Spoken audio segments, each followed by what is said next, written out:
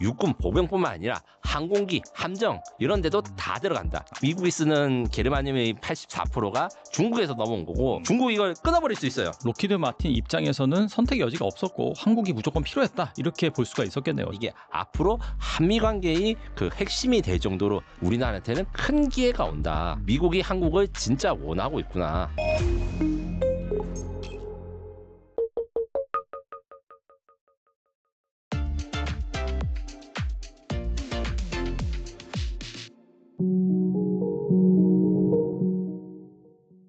김민석 특파원님 모셨습니다. 안녕하세요. 안녕하세요. 네, 특파원님 모시고 또 여러분들이 궁금해하시는 이 방산 이슈에 대해서 알아볼 텐데 최근에 이 고려아연이 세계 1위 방산기업 록히드 마틴과 게르마늄 공급 구매 및 핵심 광물 공급망 협력 MOU를 체결했습니다. 이 협력이 보니까 한미 정상회담 경제사절단의 일정과 맞물려서 추진된 그런 계약이더라고요. 그래서 이 구체적인 계약이 무엇이며 또 어떤 의미를 갖는지 록히드 마틴이 이 한국 기업을 파트너로 선택하게 된 이유는 무엇일까요? 여기에 대해서 이제 계약 내용에 대해서 먼저 말씀드리기 전에 배경을 이야기 드리자면 원래 한미 정상회담에서는 이제 방산 쪽 이슈도 많이 다뤄질 거라 이렇게 기대를 했는데 그 11개 부분의 산업 MOU가 맺어졌는데 군용 MRO 그러니까 군함 정비 외에는 방산 이슈가 좀 없어서 저는 개인적으로 실망을 했었어요. 그랬다가 이런 이야기를 하니까 제가 이제 존경하는 취재원분들 계시는데 너는 하나만 알고 둘은 모르느냐. 무기 팔거나 이거만이 끝이 아니다. 잘 보라 했는데 고려아연이 록히드 마틴이랑 말씀드린 대로 이제 핵심 광물 공급망 구축을 위한 MOU를 체결했고 이게 의미가 굉장히 크더라고요. 계약 내용에 대해서 먼저 말씀드리면 고려아연은 중국, 북한, 이란, 시리아를 제외한 국가에서 재련한 게르마늄을 록히드 마틴에 공급하는데 록히드 마틴은 이 고려아연이 생산한 게르마늄을 우선적으로 구매하는 그러니까 오프테이크 어그리먼트라는 것을 계약을 해가지고 고려아연이 생산한 게르마늄을 구매하는 계약 그리고 이를 위해서 고려아연이 1,400억을 투자해서 울산의 온산제련소에서 게르마늄 생산시설을 새로 구축하는 계약을 했다고 합니다. 저는 사실 고려아연에 대해서 저는 방산 전문 기자니까 좀 관심이 없고 부족했다가 이게 광물 그다음에 공급망 그 국제 정서에서는 굉장히 중요한 계약으로서 이게 이야기가 되더라고요. 그렇죠. 한미 정상회담에서 지금 사실상 체결된 거의 유일한 방산 계약인데 처음에는 무기를 파는 건 아니 직접적으로 수출 이런 게 아니니까 실망했지만 이게 앞으로 한미 관계의 그 핵심이 될 정도로 근간이 될 수 있는 공급망 구축 계약이라는 점에서 의미가 있고 우리만 잘 나가고 K방산이 잘 나가는 것도 중요하지만 사실은 세계 최고의 방위 사업은 미국이 가지고 있고 미국이 영원히 사실 1등을 할 생각이거든요. 이들의 공급망을 한국이 보좌해 준다는 게 단순히 그냥 방산 수출이라든가 금액이 늘어난 게 아니라 한미 간의 전략적 파트너십에 대한 핵심적인 디딤돌 이렇게 될 수 있다고 볼 수 있습니다. 미중 패권 전쟁 전에는 중국에서 웬만한 광물을 또 수입하고 했는데 이제 그게 안 되다 보니까 이제 한국한테 의지하는 그런 구도라고 볼 수 있겠네요. 네, 핵심은 그것이 맞고 자세하게 어떻게 이 록히드 마틴이 고려아연을 찾아가게 됐는지 이것도는 이제 천천히 설명드리겠습니다. 아무튼간에 이 첨단 무기와 산업 기술에서 게르마늄 빠질 수 없는 핵심 소재로 꼽히는데 구체적으로 어떤 역할을 하고 있고 이 공급망 안정화가 중요한 이유는 무엇일까요? 제가 게르마늄에 대해서 사실은 뭐 게르마늄 베개 뭐 이런 거 생각을 하다가 굉장히 중요하다는 것을 이번 조사나 취재에서 밝혔는데 지금 사진에서 제가 쓴 거는 이미지로 만들긴 했는데 록히드 마틴의 핵심 제품 두 가지 다 게르마늄이 필수적으로 쓰인다고 합니다. 게르마늄은 결국에는 어떤 거냐면 적과 싸워서 이길 수 있고 먼저 보는 무기를 만드는 게 현대전의 핵심인데 그 핵심을 만드는데 게르마늄이 들어간다. 여기서 약간 과학 유튜브로 가자면 게르마늄은 금속인데 이게 중적외선 및 원적외선 파장에서 투과율이 높다. 그래서 게르마늄 코팅을 하거나 이 소재를 사용해서 유리를 만들거나 창을 만들면 적외선 그러니까 낮 말고 밤에서 야시경이라고 하잖아요. 야시경에 쓰이는 핵심 광물이 게르마늄이다. 이거를 써야 되고 게르마늄을 대체할 수 있는 자원이 현재 잘 없다고 해요. 그래서 현대전은 야간전이 최고라고 하거든요. 왜 그렇게 되냐? 기술력이 차이 나는 국가라도 망원경은 다 있을 거 아닙니까? 하지만 야시경 같은 건 의외로 이게 수출 규제가 빡세고 그다음에 미국이 절대적인 거의 이런 영향력을 가지고 있기 때문에 더 좋은 야시 장비를 사용한 군대가 야간전에서는 훨씬 더 이길 수 있고 그래서 주간 전투에서 싸워서 원래 이기는 전투를 해도 야간전일 때 야시경 장비의 차이에 따라 가지고 이 승패가 결정 나거든요. 영화 제로 다크 서티 뭐 이런 특수부대 나오는 그 영화들을 보면 항상 야간에 하는 이유 간단합니다. 적들을 공격했을 때 건물에 전원을 다 끊어버린다. 그리고 나는 야시경을 가지고 있다. 아, 그러면 일방적으로 공격을 할 수 있잖아요. 맞아요, 맞아요. 네. 이게 단순히 특수부대, 육군 보병뿐만 아니라 항공기, 함정 이런 데도 다 들어간다. 그래서 적외선에서 승리한 자가 군대 전쟁에서 이기는데 이 적외선 전쟁에서의 핵심 광물이 게르마늄이다. 그래서 지금 제가 사진에 보인 거는 이제 두 개인 게 F-35의 EOTS라고 하는데 EOTS라는 건 전자광학 추적 장비입니다.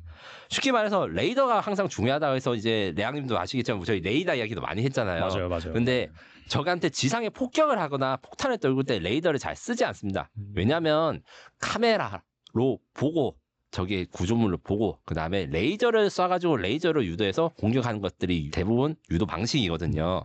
그리고 제블린 미사일 런처라고 한 건 실제 이게 제블린 영상은 아닌데 제블린이라고 하는 로키드 마틴의 대전차 미사일입니다.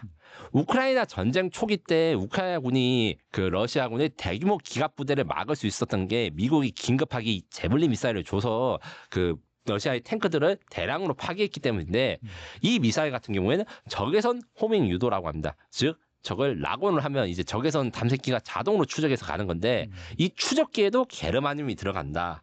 이 외에도 뭐 광섬유라든가 해서 전자장비, 첨단장비 무기에 게르마늄이 없으면 거의 작동이 안 된다라고 말할 정도로 굉장히 광범위하게 쓰이더라고요. 전 세계 이 게르마늄의 생산 68%가 중국에 집중되어 있고 가격도 2020년 대비 2배 가까이 올랐다라고 하더라고요. 아무래도 이 코로나 이후 인플레이션 심하다 보니까 이런 상황에서 이 한국산 게르마늄이 새로운 대체 공급원으로 자리 잡는다면은 이 탈중국 핵심 광물 공급망 구축에 어떤 영향을 미칠까요?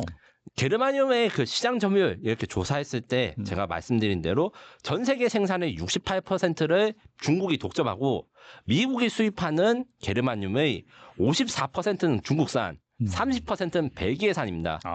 근데 벨기에산 게르마늄은 중국에서 온 게르마늄을 정제 가공해서 준 거기 때문에 사실상 84%가 미국이 쓰는 게르마늄의 84%가 중국에서 넘어온 거고 중국이 이걸 끊어버릴 수 있어요. 왜 그러냐면 얼마 전에 이제 중국이 이제 공급망 이슈 때문에 이 히토류에 대해서 수출 규제하거나 군사용 용도로 사적 판매하는 거 금지하거나 뭐 관세를 하거나 이런 게 굉장히 많아지고 있거든요. 맞아요. 그래서 제가 처음 이런 거 생각할 때는 저도 이제 광물 쪽에서는 잘 모르니까 게르마늄 광산 같은 거 미국이 개발하거나 이렇게 하면 되지 않느냐 해서 찾아봤는데 고려아연이 여기서 등장한 이유가 있습니다. 게르마늄은 게르마늄 광산이 없어요. 아연이나 석탄재 등에서 이제 가공을 할 때 부산재로 나오기 때문에 아연에 대한 수요, 석탄에 대한 수요가 적은 국가는 아예 이게 부산물로 게르마늄을 만들 기회가 없는 거예요. 중국이 절대적으로 장악하고 있고 그리고 광산을 하나 차지해가지고 캔다고 해가지고 해결되는 게 아닌다는 거죠.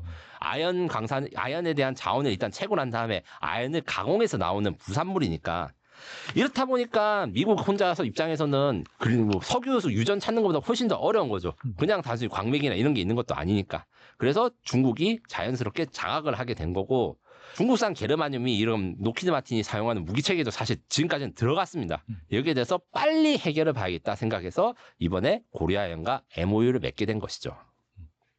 사실 뭐 로키드 마틴 입장에서는 선택의 여지가 없었고 한국이 무조건 필요했다 이렇게 볼 수가 있었겠네요, 진짜. 네. 그리고 사실 이런 공급망 이슈가 몇 년 전부터 이슈가 돼가지고 이야기된 거는 꽤 됐는데 이번 한미 정상회담 기회에 급하게 그러니까 미국이 요청을 해가지고 빨리 해결을 봐가지고 투자를 해야겠다 이런 생각이 들어서 로키드 마틴이 MOU를 맺었다고 봅니다.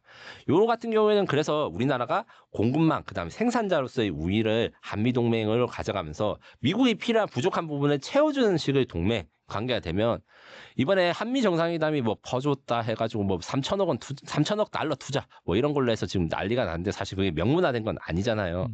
반대로 우리가 줘야 될 건 많다. 그래서 저는 어떻게 말씀드리냐면 이번 한미 정상회담의 결과가 명문화되지 않았기 때문에 아직 불안하다는 분도 계세요. 근데 이게 명문화를 안 시킨 거는 미국 요청입니다. 이거는 명백하게 가야 될 게 트럼프는 자신이 불리한 계약을 기록으로 남기기 싫어해요. 제가 계속 이야기를 한 건데 자신은 이겨야 되니까. 네. 3천억 달러 투자라든가 이런 한국이 줘야 되는 부분에 대해서 이제 계약이 안 된 거는 실제로 잉크의 계약서를 쓰게 되면 우리가 한국이 미국한테 줘야 될 자원, 그리고 제가 MRO도 한번 다뤘었고 기타 이런 생산 그 공급망 안정, 그 다음에 생산력, 기술력 이런 것들에 대해서 미국이 한국에 대해서 굉장히 필요하기 때문에 양보를 해야 되는 게 엄청나게 많습니다.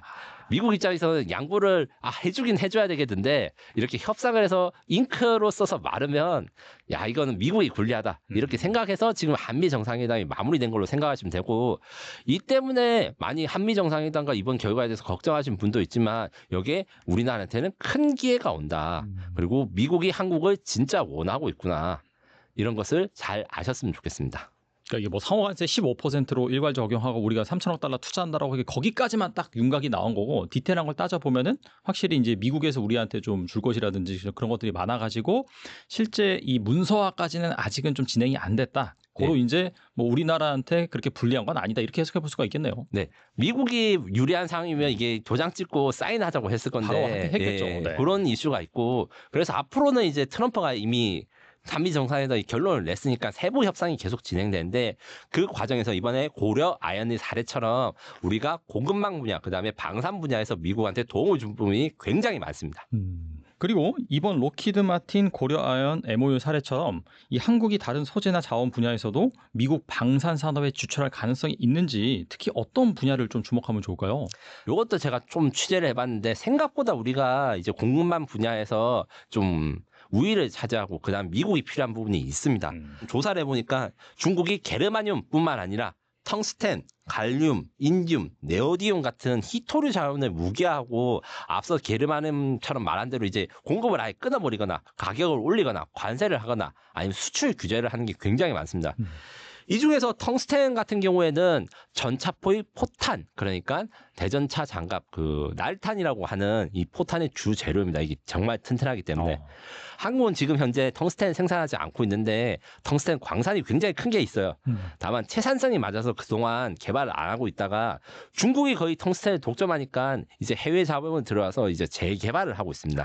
그게 되면 이제 중국의 독립된 이제 전차 포탄을 만들 수 있는 텅스텐 여기에 대한 국산화 가능하고 이제 인듐 같은 경우에도 앞서 게르마늄과 비슷하게 이제 히토류로서 칩이라든가 아니면 전자장비 제작이 중요한데 요거는 이미 고려아연이 미국에다 공급을 하고 방산 부분에서 쓰고 있다 이렇게 하고 있고요.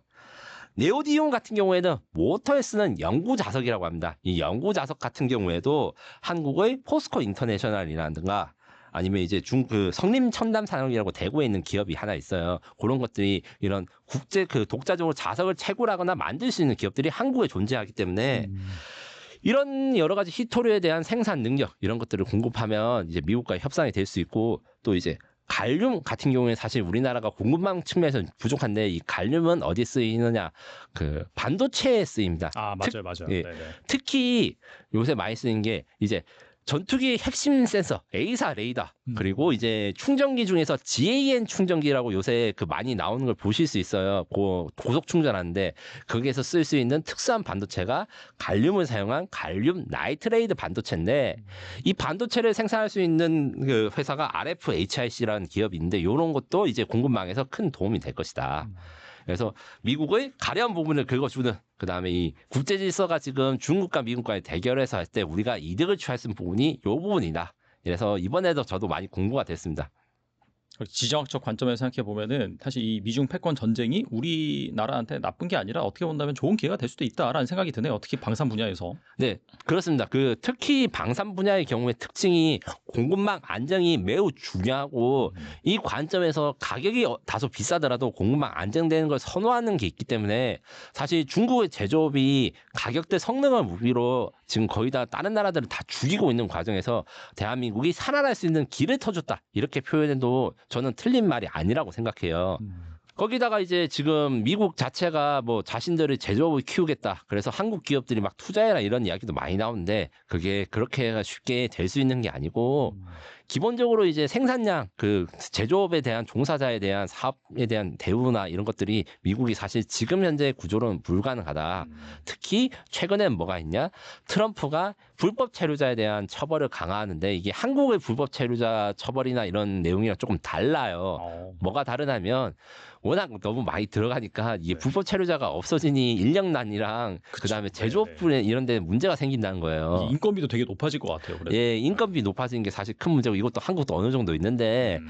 그 부분에서 결국 동맹국에 대해서 의존이 심해질 것이고 그것은 우리의 기회로 삼아서 뭐 기회라는 건 그럼 뭘 얻을 수 있냐?